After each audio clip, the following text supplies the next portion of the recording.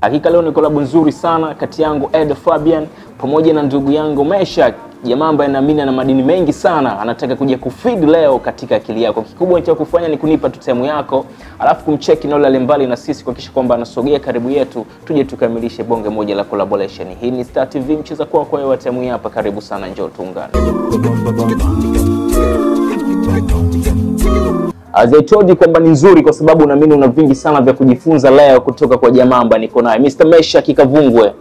Karibu sana bwana leo kupitia mcheza kwao. Asante sana. Mimi naamini ni baraka nzuri sana kwa kuweza kupata nafasi ya kukutunza wewe tuweze kuzungumza kile ambacho tuko nacho. Umekuwa ni miongoni mwa watu ambao sasa hivi unatajwa sana juu ya huduma ambazo unazofanya, lakini pia umekuwa ni miongoni mwa watu ambao unafuatiliwa sana na vijana kwa ukaribu, na wengi sana wamekuwa wakiwa inspired kukufuatilia wewe kutokana na aina ya story yako, vile the way ambavyo ulivyoanza mpaka hapo ulipofika. Mimi najua mengi, lakini yule ambaye anakutazama time hapa hajapata nafasi ya kuyajua. Mimi ningependa tuanzie hapo kidogo, tuweze kufahamu kwamba hivi kuna hamasa gani zilikuwa nyuma yako, kuna haso gani zilipita nyuma yako mpaka kiasi zikaweza kukujenga ukaja kuwa Meshack huyu ambaye leo tunafahamu. Ni kweli tumepitia katika mazingira magumu na katika familia za kimaskini vile pia tumetoka mbali. Yeah, sure. Na sasa hivi tunashukuru Mungu. Okay, labda nianzie tu kwa tulikotoka. Ndio. Kweli ni mtu Meshack Kavungwe. Na ni mtoto familia wa familia ya watoto 8. Yes. Na mimi kama mtoto wa 4. Kwa kifupi tu ni kwamba sikufanikiwa kujiunga na elimu ya juu. Kwa hiyo baada ya kumaliza darasa la 7 niliingia mtaani. Okay. Kwa maana kama kufanya biashara ndogo ndogo kuanzia mwaka 90. Hapo ndipo nilianza kuingia mtaani. Kwa hiyo nilifanya biashara ndogo ndogo, kauza karanga, kauza machungwa, kauza vitumbua, kauza ice cream. Nimezuka mikoa mingi katika ile ya kuhangaika. Lakini namshukuru Mungu sasa 1995. Yes. Nikawa nimekuja Dar es Salaam. Fanya shughuli ndogo ndogo hizo za matunda. Nimeuza maembe sana. Yeah, sure. Wale ambao wanajua Kigamboni ni eneo ambalo lilikuwa linatoa matunda mengi sana, maembe kipindi hicho. Acha sasa hivi naona kumebadilika kwa sababu watu wamejenga sana. Ndio unakuwa. Yeah.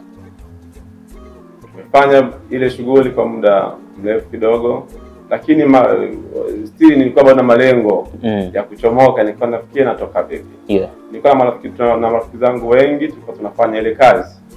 Na bahati nzuri niliweza kuwa na malengo sasa, nilijiwekea malengo ya muda mrefu. Yeah, sure. Na kwa kuona kwamba ile kazi siwezi kukaa nayo kwa muda mrefu kwa sababu inachosha, unajua. Kutembea na baisikeli kila siku, mara wiki, mara mwezi. Yaani unatembea na baisikeli unauza maembe. Tembea na baisikeli nauza maembe. Msimu wa maembe ukiisha tunaingia msimu mwingine wa machungwa. Kwa hiyo ilienda takriban muda kama miaka 3. Baadaye sasa nikanipata mtaji kidogo tu. Na ningependa pia kuatia moyo hata watu ambao pengine wanaanza wasijapata tamaa, kwa sababu inawezekana. So baada ya pale niliweza kufungua biashara ndogo pale posta mpya pale. Pale mjini. Yes. Kwa hiyo kaweka biashara zangu ndogo ndogo pale. Kwa hiyo tulikuwa katika hali ya kukimbizana kipindi hicho. Tuko na Mheshimiwa Mzee Yusuf Makamba, mkuu wa mkoa. Yeah, sure.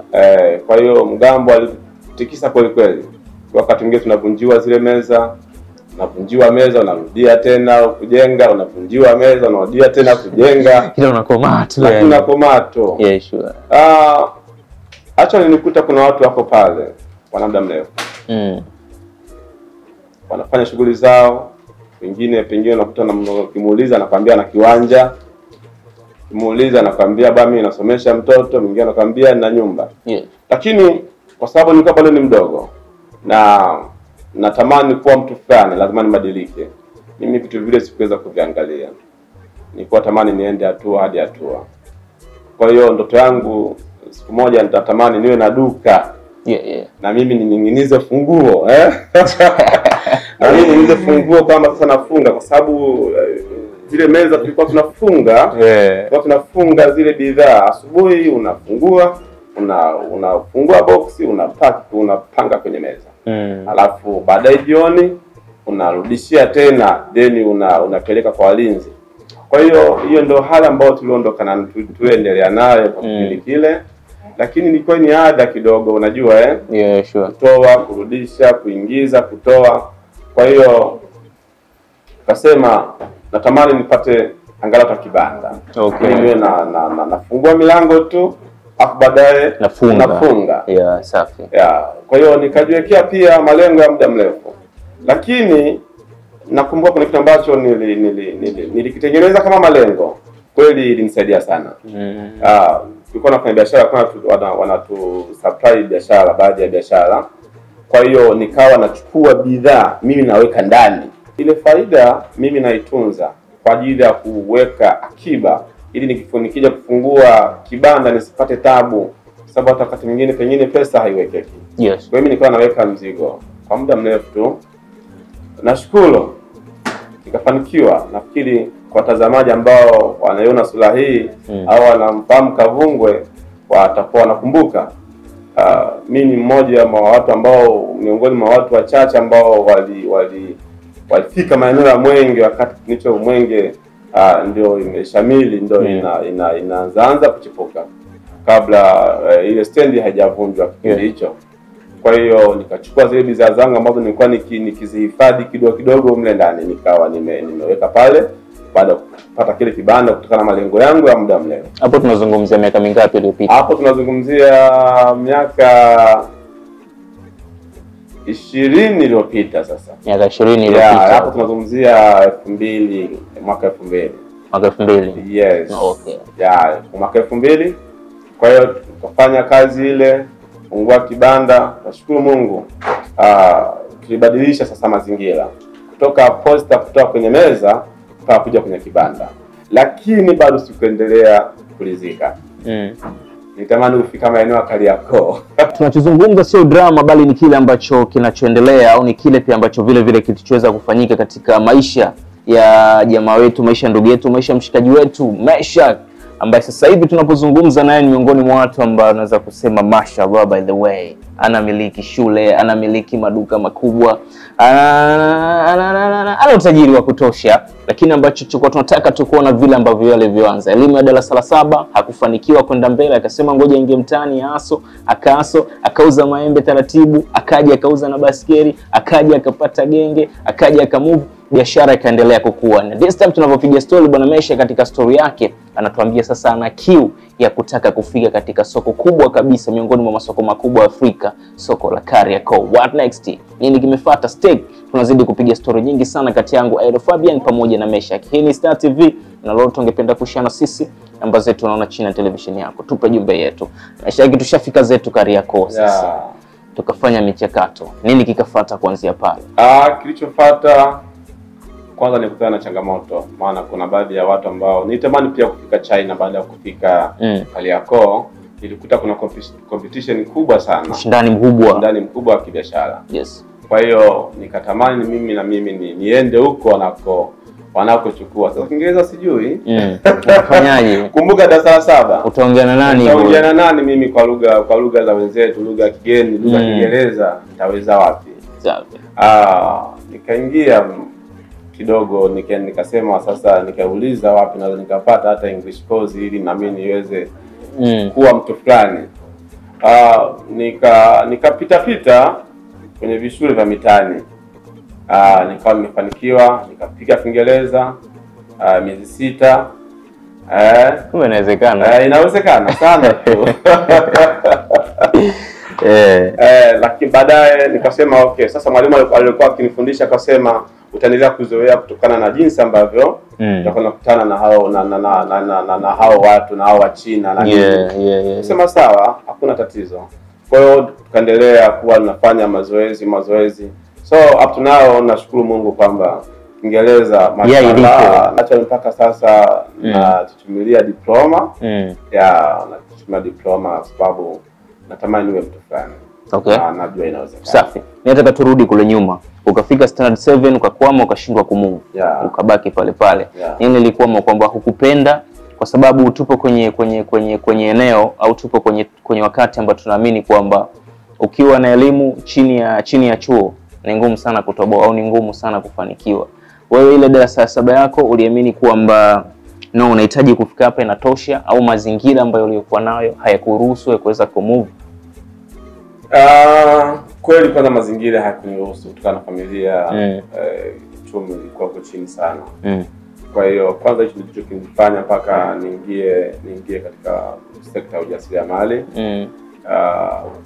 Nikiamini kwamba kufeli darasani sio kufeli maisha. Kwa hiyo nilisimama kama mimi.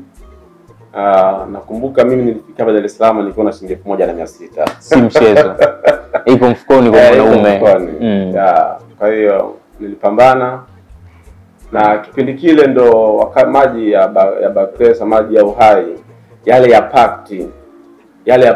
Nakumbuka. Na mwenyewe nimeuza vile vile.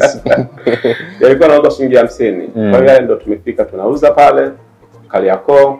Na okay, nataka kurudi nyuma ili kuonesha kwamba ni namna gani ambavyo Mtanzania au mwanadamu au mtu yoyote anatakiwa atengeneze malengo. Kupata nafasi ya kupata elimu kubwa sana. Lakini sasa hivi tunapokutaja ni miongoni mwa watu ambao wanamiliki shule. Si ndio? Kama mkurugenzi. Nini ambacho kilikuhamasisha ukasema kwamba katika biashara zote ambazo mimi nataka nifanye lazima nifanye biashara ya shule? Nikiri kwamba familia nyingi, familia maskini. Yes. Na wako watu ambao wanatamani watoto wao wasome lakini hawawezi.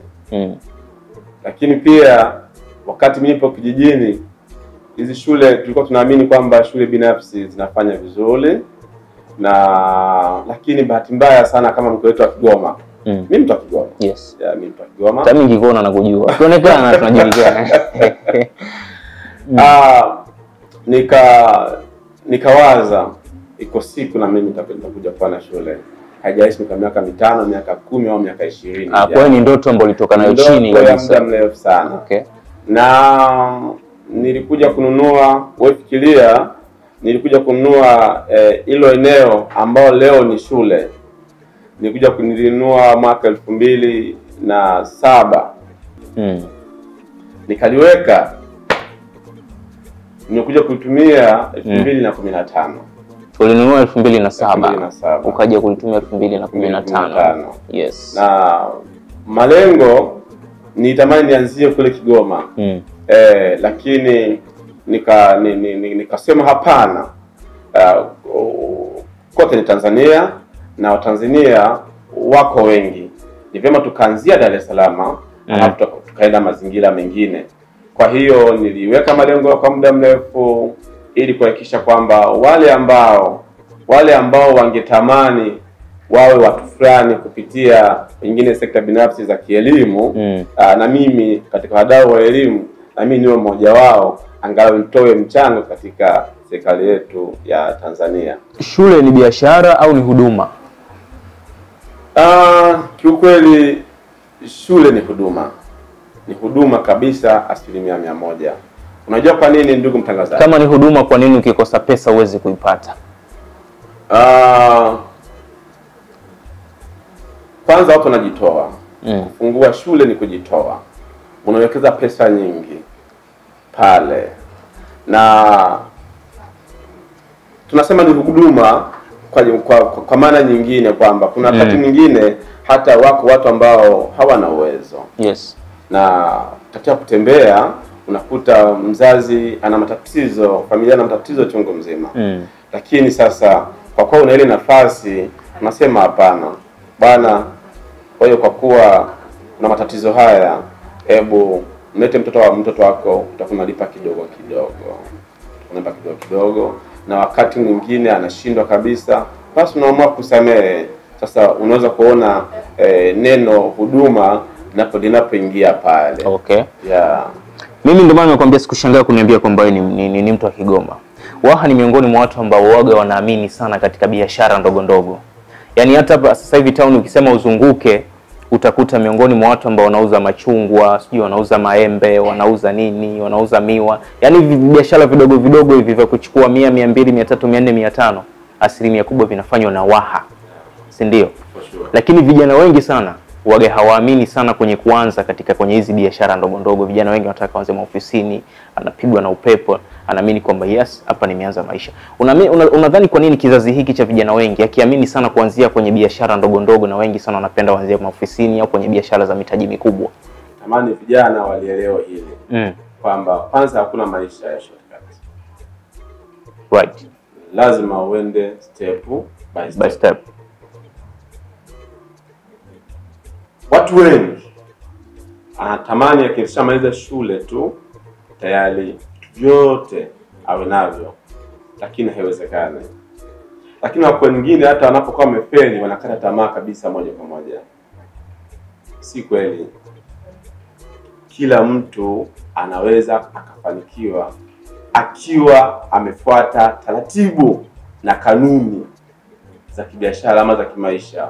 Unajua nikizungumzia habari ya kanuni, mtangazaji, na wewe unaweza kunielewa. Yes. Na kwa wale ambao hawaelewi iko hivi.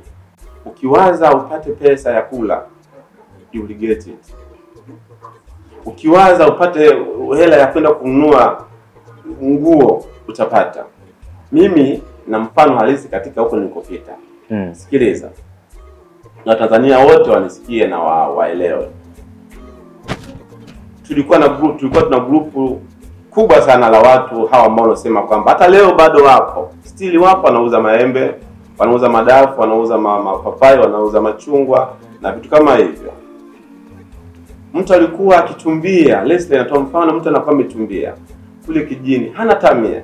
Anasema sasa nakwenda kutafuta pesa ya kuoea Dar es Salaam. Kwa sababu ameweka ni ile nia ya that, atatoka kijijini, atakuja Dar es Salaam. Atafight kweli. Kama malengo yake yalikuwa kupata milioni 1, he will get it. Na akishaimaliza ile, akishapata ile milioni 1, anarudi. Anakwenda kufanikisha jambo lake. Sasa can you imagine sasa? Sawa? Sasa watu tumeshinda kusimamia yale malengo. Madereva daladala wanapata electric money. Madereva taxi wote wengi wanapata tu. Shida anataka kuwekeza kwenye nini?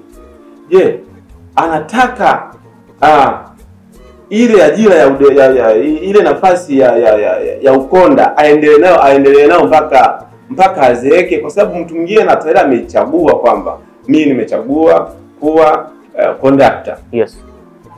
Katika maisha yangu yote. Kwa hiyo ametengeneza hiyo. Kwa hiyo kutengeneza malengo makubwa ya kutengeneza kutafuta mtu ambaye ni role models. Kama hivi mimi nitamani niwe kama Mengi kabisa. Marehemu Mengi mimi nampenda sana. Naomba roho yake Bwana ailaze mahali pema. Kwa nini umemchagua Mengi? Wakati tuna mabosi wengi sana tu. Okay. Mimi marehemu Mengi nampenda kwa sababu kwanza alidelegate power, majukumu. Mtu ambaye alijiwekea malengo makubwa sana. Na obvious hauwezi ukasonga mbele ukiwa peke yako. Ndio. Kwa hiyo ili uweze kusonga mbele lazima utengeneze mkakati, watu wafanye kazi, halafu wewe uwashauri na kuwaongoza. Hicho ndicho ambacho nakikumbuka na nakifahamu marehemu Mengi alikuwa anakifanya. Na that's why leo kitaendelea na kuendelea na kuendelea na kuendelea na kuendelea. Sasa watu wengine wameshindwa kusimamia malengo yao, kwamba ndani ya miaka 5 nataka nifanye nini? Nataka kiasi gani kwa ajili ya nini? Nilikuwa nauza maembe, nataka nipate kibanda. Nilikuwa napata kibanda, nataka nipate duka. Sasa kwa hawa ambao wamesoma, sasa naomba nirudi kwenye hawa ambao wako mtaani, wana elimu zao lakini hawajui zifanyie nini. Yes. Mimi kama Kavungwe, Leslie, kama ningekuwa na degree au na masters, kwanza nachukua masters yangu naweka mfukoni. Naanza chini. Ile masters yangu itakuja kunisaidia kwenye kumanage wafanyakazi. Pale ndio faida ya shule inapoonekana. Utakuta mtu ametoka amemaliza chuo, anataka gari iwe yake, anataka nyumba iwe yake. Lazima atakuwa maskini tu, kwa sababu hata kama atakopeshwa ile pesa anaweza kuitumikia within 5 to 10 years kwenye vile vitu. Kumbuka ni kijana, lazima aoe, familia inakuja kumtegemea. Wakati anafikiria aanze kufanya masuala mengine ya nje, ameshajiingiza kwenye masuala ya familia. Okay. Hilo ndio tatizo ambalo Watanzania wengi tunalo. Sasa basi, wakati mimi nimeendelea kufikiria nifanye vipi biashara niweze kuwa mtu fulani, so nikawa naenda China na mimi nafunga mkanda. Nakumbuka kwanza mtu wa kwanza alinikimbia kwenda kunionyesha masoko huko China. Alinikimbia, nilipata tabu sana. Muha kaenda China tena? Kaenda China tena? Nimeshaga kila kona, marafiki ushaambia na kwenda China. Na ile airport pigia simu jamaa ipatikana. Nimemia sana. Na ugopa kurudi nyumbani, nimeshaga. Utasemaje? Nasema vipi? Ndio sure. Nilienda hoteli kwenda kulala kwanza. Manake ndani aibu. Angalau watu wasahau. Yes. Unajua kama marafiki wa kwanza unaaga kila mtu. Safi. Yeah. Ambacho tunajaribu kushia ni vile kuona kwamba chungu na tamu zile unaweza kuzipitia kama mtafutaji, lakini pia zile chungu na tamu unaweza kuzipitia kama kijana. End of the day kuhakikisha una achieve kile ambacho uko nacho, kwa sababu kila mtu ana ndoto zake, kama vile ndoto za kuwa nazo ndugu yangu na vile ambavyo wanavyojaribu kushare na sisi. Lakini pia ambao unatazama time hapa, share na sisi, tuambie wewe zipi ndoto zako ambazo uko nazo, lakini pia wapi ambapo unakwama kuweza kuhakikisha unatimiza ile ndoto ambayo uko nayo. Shout out sana kwa ambao unatazama wakati wapo, amini kwamba umechagua kitu sahihi kwa wakati sahihi. Lakini pia asante kwao Irene Beauty Point, nyumba pekee ya uzuri mjini. Kubwa nilifanya ni kuhakikisha kwamba wanatengeneza muonekano mzuri sana kwako mwanadada. Ukifika kwao amini kwamba hutajutia pesa yako kwa huduma utakayoweza kuipata. Lakini pia kwa wale maharusi vile hakika huduma zinapatikana, utapambwa na mwisho siku utaonekana bibi harusi bora kabisa. Fika pale wacheke, wapo Kinondoni Biafra, lakini pia wapo Mtoni Kijichi. Kapata huduma yao, amini kwamba hutojutia. Sasa hivi brother, kuna watu wengi sana wana ndoto, especially vijana. Shida inakuja kuweza kutimiza ndoto ambayo kila kijana yuko nayo. Watu wanataka kuruka step. Hiyo ndio tatizo. Usiluke step. Usilete ujanja. Usiete ujanja. Yaani maisha hayana ujanja. Mimi kuna watu ambao nawafahamu. Wako waliwaibia ndugu zao wakitegemea pengine. Unajua pia hata kumiliki pesa unajua ni kipaji. Sawa? Utakuwa utulivu. Kwa kama una kipaji cha kumiliki pesa wewe ni shida. Unaweza kupata hela zikakuua. Iko hivi. Inakuwa vigumu upate milioni 50 pap. Huku wewe hata kushika milioni 1. Anyway, naomba nizungumze hivi, ili uweze kuwa mjasiriamali wa kutosha na wa kudumu, lazima ujumlishe, usitoe. Kama ubebe point hiyo, na Tanzania ubebe point hiyo. Ujumlishe, usitoe. Kwamba tafuta biashara ambayo utaifanya kila siku iingize. Kwa hiyo kama utaingiza shilingi 5,000 kwa siku ama shilingi 10,000 kwa siku, zidisha mara siku, mara wiki, mara mwezi, mara mwaka, mara miaka 5 ama 10. Tayari unajikuta na tajiri. Wewe ni tajiri.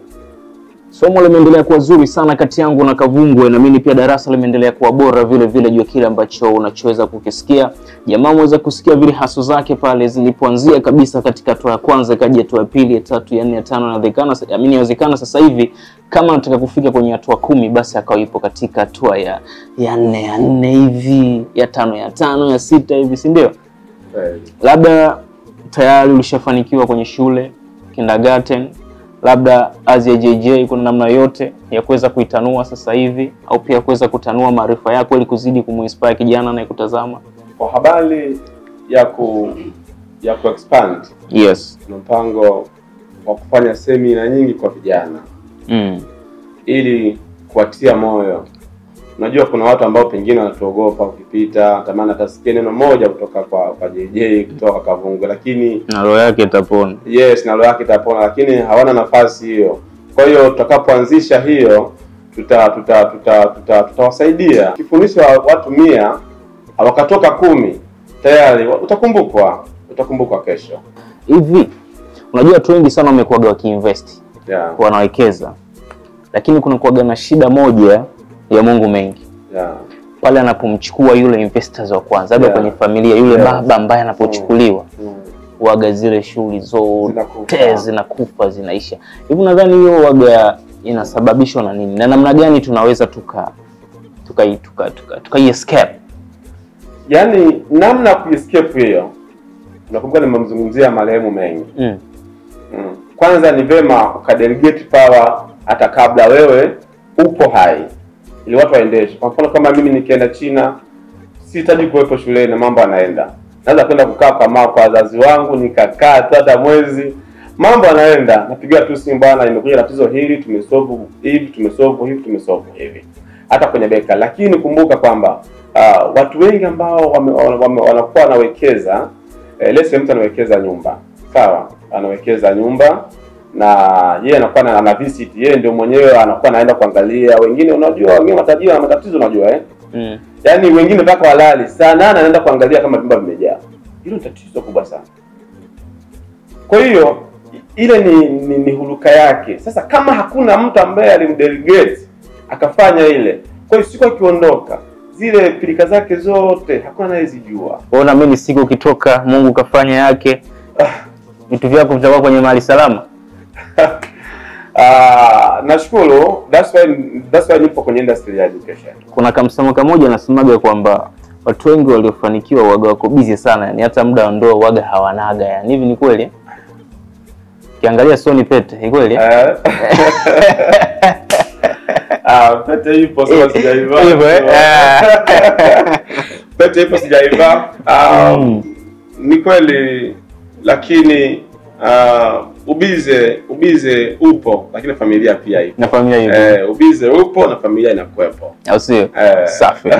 Bwana Meshaki, mimi nataka tupige sana story ndugu yangu, lakini pia naona time yetu imekata. Labda una nini ambalo ungependa kushare na sisi, ungependa kushare na kijana, ungependa kushare na Mtanzania ambaye time hapa na tutazama? Fanya kazi. Kwa sababu unajua, kwanza tangu Mheshimiwa Rais alivyoingia madarakani, mimi mwenyewe ni mmoja wa watu ambao nilibadilika, nilichange. Na nimefuatilia na marafiki zangu wengi tu. Kuna watu ambao walikuwa na site 2, 3 wameweka tu walinzi. Anakaa site without any payment. Yaani kifupi mmenyooka. Yes, sasa hivi anampangishia, anaambia wewe lipa, sio site tena, inabidi nikupangishia hata ulipe 20,000 au 10,000. Okay. Kwa hiyo tulifanya kazi kwa nguvu, na mimi nashauri sasa Tanzania kwamba tufanye kazi tu. Maisha mazuri yapo, lakini twende step by step. Kavungwe anasema maisha mazuri yapo, lakini kikubwa unatakiwa tuende step by step, then tuweza kufikia kile ambacho wewe una target unahitaji kuja kukifikia. Na mimi ni kitu kizuri pia, chukua fikiri katika akili yako, na mwisho wa siku kinaweza kuja kuwa msaada vile vile. Stories zilikuwa nyingi, mambo yalikuwa mengi, afu darasa lilikuwa kubwa, lakini acha time hapa nikwambie kwamba sisi tunaweka nukta kubwa kwa kukwambia kwamba tumemaliza. Leo imeisha, ilikuwa ni collab bora sana, lakini pia ni collab safi sana kwangu Edo Fabian pamoja na Meshaki Kavungwe, the CEO himself from JJ. kuna vingi sana vinafanyika bwana. Cheki na brother anaweza kuwa msaada vile vile, lakini kitu kizuri ana darasa linakuja, kitu ambacho mimi kimeni-inspire sana. Anaweza kuwa msaada mkubwa sana katika maisha yako. Thanks for your time Mr. Kavungwe. Nashukuru sana. Edo Fabian nimemaliza. Nyuma kamera alikuwa mshikaji wangu Freddy CK, Irene Beauty Point, nyumba pekee ya uzuri town. Usiache kufika pale, utakutana na mwanangu Abedi atakutoa chicha vile vile. Freddy CK, Manuel Sweater, Star TV ndo chaka. Cheza kwa tumemaliza next week tena.